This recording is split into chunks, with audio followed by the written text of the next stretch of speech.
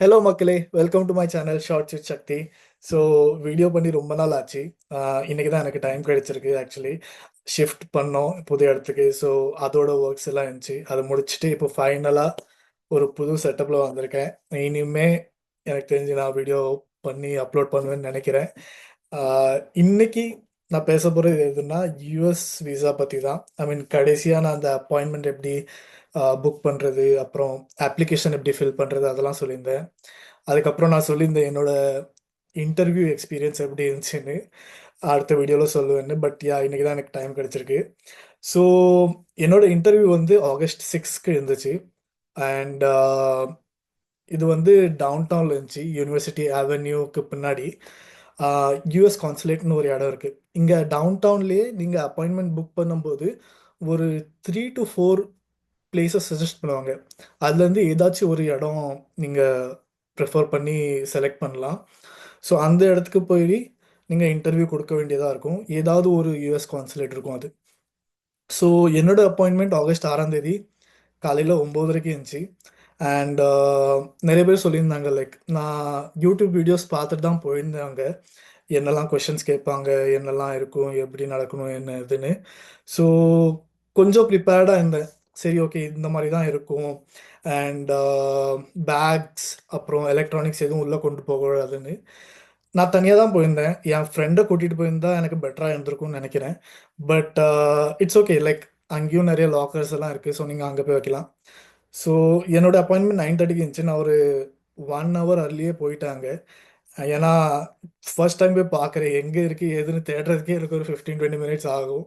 So அங்கே போய் ஃபைனலாக ஆமாம், இங்கே தான் யூஎஸ் கான்சுலேட் இருக்குன்னு கண்டுபிடிச்சேன். அதுக்கப்புறம் லைன் நின்றுச்சு, ஒரு பெரிய லைன் இருந்துச்சு. அண்ட் எல்லார் கூடயும் யாராச்சும் ஒருத்தர் வந்திருந்தாங்க, அவங்க கசின்ஸ் இல்லைனா ஃப்ரெண்ட்ஸ். ஐ மீன் அவங்க பேக் கேரி பண்ணுறதுக்கு, அப்புறம் அவங்க மொபைல் எல்லாம் கேரி பண்ணுறதுக்கு. லைக் யூடியூப்பில் சொன்ன மாதிரியே நீங்கள் மொபைல், பேக்ஸ், உங்களோட லைக் உங்கள் உடம்புல ஏதாச்சும் எலக்ட்ரானிக், ஐ மீன் மெட்டல் ஏதாச்சும் இருந்துச்சுன்னா அது கலட்டிட்டு, அப்புறம் உங்கள் பாக்கெட்லேயும் ஏதாச்சும் கேஷ் எது எது இருந்தாலுமே நீங்கள் உள்ளே கொண்டு போகக்கூடாது. லைக் எல்லாமே நீங்கள் வெளியில் வச்சுட்டு அவங்க சொல்கிற டாக்குமெண்ட்ஸ் மட்டும்தான் நீங்கள் உள்ளே கொண்டு போகணும். ஸோ நான் அங்கே போனதும் என்னடா இங்கே இது மட்டும் இருக்கே, லைக் லாக்கர்ஸ்லாம் இருக்குன்னு சொன்னாங்களே, அது எங்கே இருக்குன்னு தேடுறதுக்கு எனக்கு டைம் ஆயிடுச்சு. நான் என் ஃப்ரெண்டுக்கெலாம் கால் பண்ணி கேட்டேன், இங்கே இப்படி கான்சுலேட் இருக்குது ஆனால் அக்கம் பக்கத்தில் எதுவும் கடை இல்லைன்னு. அவன் என் ஃப்ரெண்டு சொன்னாங்க, கொஞ்சம் தள்ளி நடந்து போ, அங்கேருந்து ஸ்ட்ரெயிட்டாக நடந்து போனால் உனக்கு ஒரு ஷாப் கிடைக்கும், ஒரு கன்வீனியன்ஸ் ஸ்டோர் கிடைக்கும்னு சொன்னாங்க. அங்கே போய் பேக்கை வச்சுட்டு பே பண்ணிவிட்டு வந்துடலான்னு. ஸோ நான் அந்த கடைக்கு போனேன். லைக் கொஞ்சம் நடந்து போகணும், ஒரு 5 மினிட்ஸ்.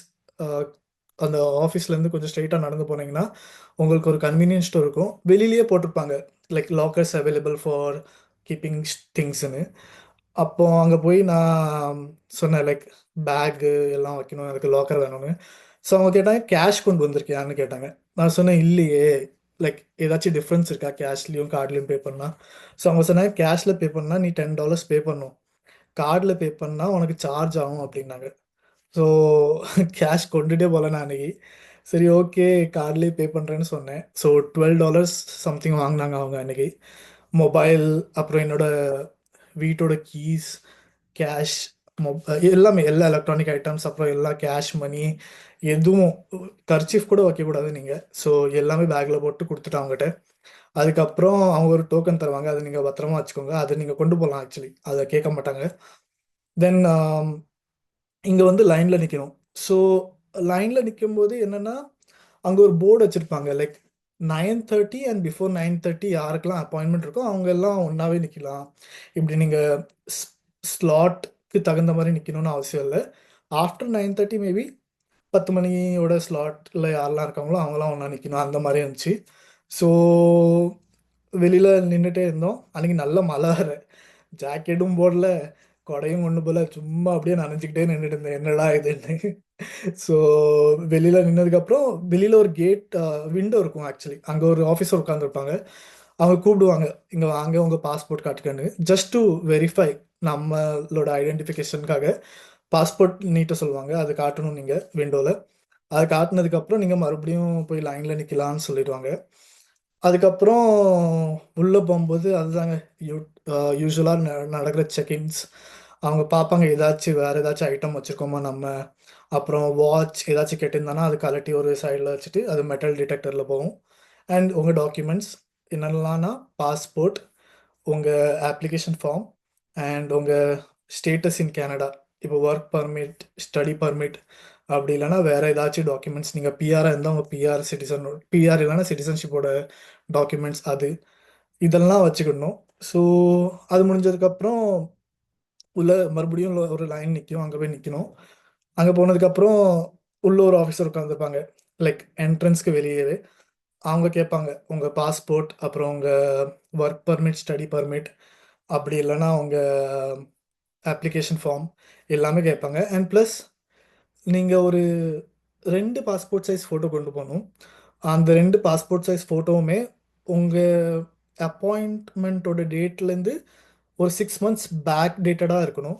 அது நீங்கள் இங்கே வால்மார்ட் இல்லைன்னா எந்த ஃபோட்டோ ஸ்டுடியோவில் போனாலுமே அவங்க ஒரு ஃபோட்டோ எடுப்பாங்க. ஃபோட்டோ எடுத்துகிட்டு பின்னாடி ஒரு ஸ்டாம்ப் போட்டு தந்துடுவாங்க. ஒரு டேட் எல்லாம் மென்ஷன் பண்ணி தருவாங்க. ஸோ அதை வச்சு தான் அவங்க கண்டுபிடிக்கிறது, ஓ இந்தந்த டேட்டு இந்தந்த கடையில் ஸ்டாம்ப் எடுத்துருக்காங்கன்னு வேலிடேஷன் பார்ப்பாங்க அதை வச்சு. ஸோ அதெல்லாம் முடிஞ்சதுக்கப்புறம் அவங்க சொல்லுவாங்க சரி ஓகே நீங்கள் உள்ளே போகலான்னு. உள்ளே போனதுக்கப்புறம் 3 கவுண்டர் இருக்குது, 3 4 கவுண்டரும் இருக்குதுன்னு நினைக்கிறேன். ஃபர்ஸ்ட் கவுண்டரில் அவங்க டாக்குமெண்ட்ஸ் மறுபடியும் வெரிஃபை பண்ணுவாங்க, ஓகே இதுதான் உங்க எல்லா டாக்குமெண்ட்ஸ் கரெக்டாக இருக்கான்னு. அதுக்கப்புறம் ஐ மீன் நீங்கள் லைன்லேயே நின்றுட்டு தான் ஆகணும். அது ஸ்டார்ட் ஆகிறதுக்கு 9:30க்கு நான் உள்ளே போனேன். ஒரு 10-15 மினிட்ஸில் எல்லாம் முடிஞ்சிருச்சு. எனக்கு அவ்வளோ வெயிட்லாம் பண்ண வேண்டிய அவசியம் இல்லை. ஸோ அதுக்கப்புறம் ஃபிங்கர் பிரிண்ட்ஸ் ஸ்கேன் பண்ணும். ஸோ அடுத்த செக்ஷனில் போய் ஃபிங்கர் பிரிண்ட்ஸ் உங்கள் 5 ஃபிங்கர் பிரிண்ட்டையும் ஸ்கேன் பண்ணிவிட்டு உங்களோட ஃபோட்டோ எடுப்பாங்க. மோஸ்ட்லி கண்ணாடி கலட்ட சொல்லுவாங்க. எனக்கு கண்ணாடி இருந்துச்சு, ஸோ சொன்னாங்க கண்ணாடி கலட்டிட்டு நில்லுன்னு. ஃபோட்டோ எடுப்பாங்க, ஃபிங்கர் பிரிண்ட் ஸ்கேன்லாம் பண்ணுவாங்க. அப்புறம் பாஸ்போர்ட் ஃபோட்டோலாம் எடுத்துக்கிடுவாங்க அவங்க. அதுக்கப்புறம் நெக்ஸ்ட் வந்து இன்டர்வியூ. இன்டர்வியூக்காக ஒரு 3 செக்ஷன் இருக்கும். ஐ மீன் சின்ஸ் நிறைய பேர் இருக்காங்க, ஸோ அதனால ஒரு 3 பேர் 4 பேர் இன்டர்வியூ எடுக்கிற மாதிரி இருக்கும். லக்கீலி எனக்கு ஒருத்தவங்க இன்டர்வியூ எடுத்தாங்க. அண்ட் என் இன்டர்வியூ ரொம்ப ஈஸியாக போச்சுங்க. ஐ மீன் ஃபஸ்ட்டு போனோடனே அவங்க கேட்டாங்க like what is your purpose of visit to யூஎஸ்ன்னு. ஸோ நான் சொன்னேன் லைக் என் ஃப்ரெண்டை பார்க்க போகிறேன் வர்ஜீனியாவில். Is living in Virginia, I am going to meet in for the vacation அப்படின்னு. So okay. அதுக்கப்புறம் அவங்க கேட்டாங்க what is your status in Canada. So நான் சொன்னேன் I'm work permit, I'm under work permit right now, so it is there for 3 years. அதுக்கப்புறம் அவங்க கேட்டாங்க what are you currently doing in Canada அப்படின்னு. நான் சொன்னேன் இப்படி இப்படி நான் வேலை பார்க்குறேன், for the past 2 years I have been working in this place அப்படின்னு. ஸோ அவங்க சொன்னாங்க okay everything is fine, your visa is approved, now you can go and you'll get the visa in 2 weeks time அப்படின்னு. நான் என்னடா okay இவ்வளோதானா. Like நான் போகும்போதே நிறைய டென்ஷனில் இருந்தது, என்ன நடக்குமோ என்ன கேட்பாங்களோ என்ன ஏதுன்னு. பிகாஸ் நிறைய பேர் சொல்லுவாங்க நீங்கள் அப்பாயின்மெண்ட் சீக்கிரமாக எடுத்துக்கோங்க, இல்லைனா யூஎஸ் விசா இன்டர்வியூ ரொம்ப டஃப்பாக தான் இருக்கும் அந்த மாதிரிலாம். அண்ட் ப்ளஸ் சில பேருக்கு ஈஸியாக போகும், சில பேருக்கு டஃப்பாக போகும். நான் அங்கே போகும்போதே மற்ற 2 செக்ஷன்லையும் இன்டர்வியூ நடந்துடுச்சு. அண்ட் அதான் சொன்னேன் லைக் லக்கிலி எனக்கு 10 நிமிஷத்துலேயே முடிச்சிட்டாங்க. கொஞ்சம் ரொம்ப டைம் எடுக்கல. 2-3 கொஷின்ஸ் கேட்டாங்க, விட்டுட்டாங்க. ஆனால் சில பேருக்கு அவங்க நிறைய கொஷின்ஸ் கேட்டுருந்தாங்க. மேபி அவங்க டாக்குமெண்ட்ஸில் ஏதாச்சும் பிரச்சனை இருந்திருக்கலாம், இல்லைனா அவங்க லைக் த இன்டர்வியூ எடுக்கிற பர்சன் அவங்க வந்து ஏதாச்சும் மேபி இல்லை இது சரியில்லைன்னு நினச்சி அவங்க கேட்பாங்க கொஷின்ஸ், நிறைய கொஷின்ஸ் கேட்பாங்க. அண்ட் அது கரெக்ட் தாங்க, லைக் நிறைய பேருக்கும் ரிஜெக்ட் ஆகிற வாய்ப்பும் இருக்குது, நிறைய பேருக்கு அப்ரூவ் ஆகிற வாய்ப்பும் இருக்குது. பட் அந்த probability of getting approved is more than getting rejected. So அதுதாங்க இந்த ஃபேக்ட். நீங்கள் போகும்போது லைக் கான்ஃபிடெண்ட்டாக இருங்க. லைக் நீங்கள் என்ன பண்ணுறீங்களோ அதை சொல்லுங்கள், பயப்படணும்னு அவசியம் இல்லை. அண்ட் திக்குனாலும் பிரச்சனையே இல்லைங்க. லைக் இன்டர்வியூ ஒரு கொஷின் கேட்குறாங்க, நீங்கள் ஏதாச்சும் ஒரு கொஷனில் திக்குறீங்க, பிரச்சனையே இல்லை, நோ ப்ராப்ளம். அவங்க ஒன்றும் சொல்ல மாட்டாங்க உங்களை, இல்லை நீ சரியாக பதில் சொல்ல அதுக்கு நீ மறுபடியும் அப்படிலாம் சொல்லவே மாட்டாங்க. அவங்க உங்களுக்கு நல்லாவே டைம் தருவாங்க, நீங்கள் நல்லா யோசிச்சும் சொல்லலாம், அதுக்கு ஒரு பிரச்சனையும் இல்லை. அவங்க நல்லாவே கொஷின் கேட்பாங்க, அமைதியாகவே தான் இருப்பாங்க. அண்ட் தென் எல்லாம் ஸ்மூத்தாக தாங்க போகும். எல்லாம் முடிச்சுட்டு நான் அதுக்கப்புறம் வந்தேன். வந்ததுக்கப்புறம் எனக்கு ஒரு நோட்டிஃபிகேஷன் இமெயில் வந்துச்சு, that your visa has been approved and இந்த டைம் பீரியடில் வந்துடும்னு. அண்ட் 2 வீக்ஸ்க்கு அப்புறம் எனக்கு நான் ஒரு போஸ்ட் ஆஃபீஸோட அட்ரஸ் கொடுத்துருந்தேன், இங்கே நான் போய் பிக்கப் பண்ணுறேன்னு. ஸோ அந்த அட்ரஸில் இருந்து எனக்கு ஒரு லைக் மறுபடியும் இமெயில் அனுப்பிச்சு, your passport is ready to pick up at this லொக்கேஷன்னு.